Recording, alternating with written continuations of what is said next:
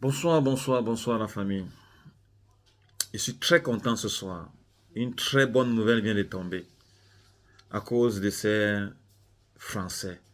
Ces gens qui se disaient, qui s'autoproclamaient les gendarmes du monde parce qu'ils avaient les armes, parce qu'ils se croyaient les tout-puissants.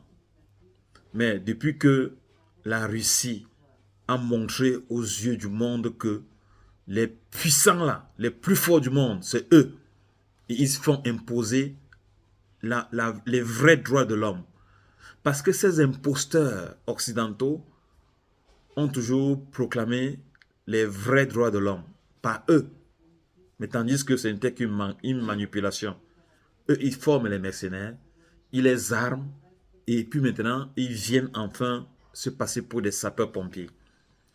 Depuis que le jeune président Ibrahim Traoré du Burkina Faso a fait le revers de la médaille en imposant ceci, je cite, dorénavant, les entreprises françaises qui sont au Burkina Faso vont dorénavant payer leurs impôts au Burkina Faso.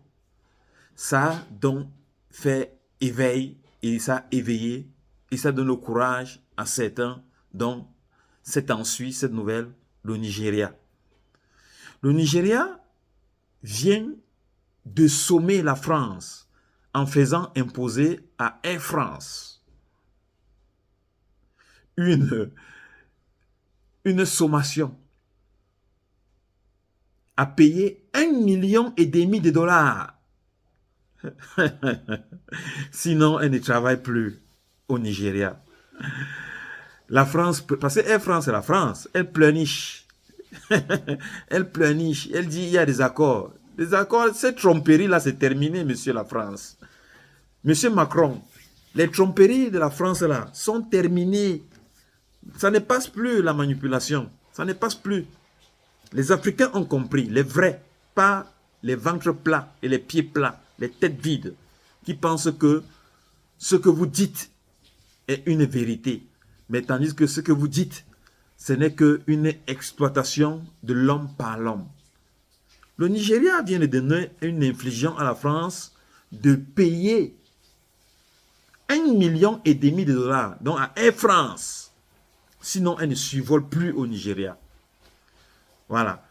Et au Mali également, Air France avait été suspendue au Mali parce que Air France, comme la France est toujours, elle se proclame comme le plus gros, le plus grand, le donneur de leçons, le parrain. Nous, les autres Africains, ne sommes que des sujets. Alors, le président du Mali, lorsque Air France a suspendu les vols au Mali et qu'il voulait reprendre à son gré, les Maliens lui ont dit à Air France que, bon, ta place là, il y a beaucoup de compagnies qui ont besoin de ça. Et donc, ça veut dire que tu ne vas plus reprendre. Pour que tu reprennes là, il faut que nous, le Mali là, tu nous enlèves sur la zone rouge. Donc, c'est très bien fait pour eux. Parce que, c'est-à-dire que cette arrogance, ce toupet de mépriser les Africains, ça va finir, ça va s'arrêter. À vous les Français là. Parce que ce que je vous dis n'est qu'une triste vérité. Parce que la manipulation c'est terminé. Les présidents assujettis vont doucement, doucement être chassés par le peuple. Et on aura en Afrique des vrais gouvernants, des gens qui vont gouverner et diriger pour le peuple. Ne pensez pas qu'on vient chez vous ici parce que le chevaux est trop beau, le chevaux est très bien. On meurt de froid ici et de travail. Parce que c'est travail maison, il n'y a pas de vie en Europe. Il n'y a que de l'esclavagisme. Parce qu'on veut vivre. Voilà. Tandis que chez nous, vous avez mis la merde. Chez nous, la dictature. Chez nous, on ne peut pas parler. Et ça vous arrange. Les présidents sont à vie.